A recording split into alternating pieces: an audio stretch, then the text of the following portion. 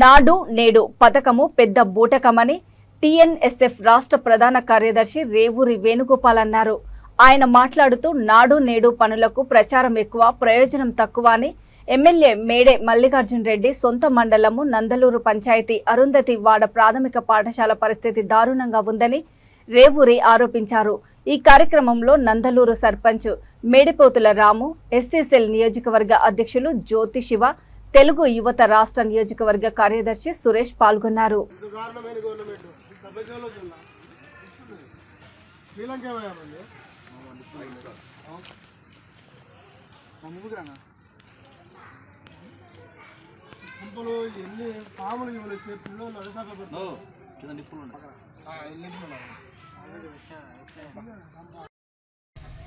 అందరికీ నమస్కారం.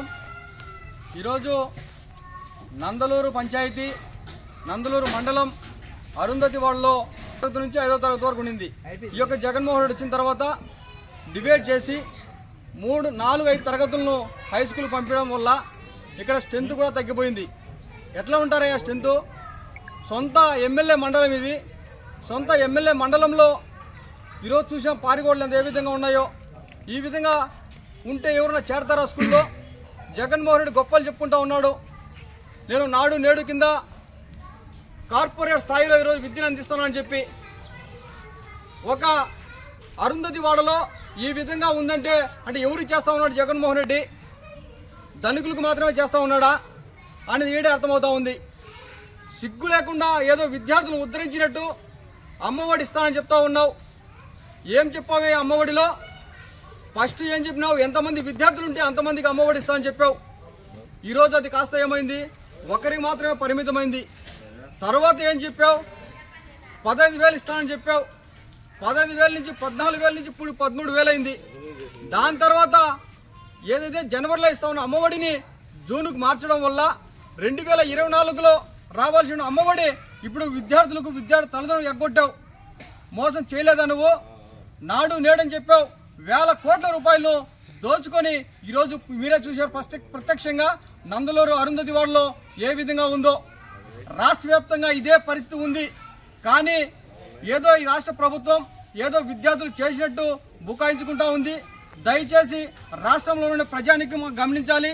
అట్లాగే రాజంపేట నియోజకవర్గంలో ఉన్నటువంటి ప్రజానీకం కూడా గమనించాల్సిన అవసరం ఉందని చెప్పి సందర్భంగా తెలియజేస్తా ఉన్నా. ఈ రాజంపేట నియోజకవర్గంలో ప్రతి స్కూల్ ఇదే విధంగా ఉంది. ఏయో మంత్రి వచ్చినప్పుడు, ఎమ్మెల్యే వచ్చినప్పుడు నాడు నేడు కింద కొన్ని స్కూళ్ళు సెలెక్ట్ చేసి ఊనే బూటకప్పు నాడు నేడు చేశారు. దీంతో అర్థమవుతా ఉంది. దయచేసి ప్రతి ఓటర్ కూడా, ప్రతి విద్యార్థి తల్లిదండ్రులు కూడా ఆలోచించి ఈసారి 2024 జరగబోయే ఎన్నికల్లో తెలుగుదేశం పార్టీని గెలిపించి ఏదైతే ఈ బిల్డింగ్ కట్టింది కూడా తెలుగుదేశం గవర్నమెంట్లోనే.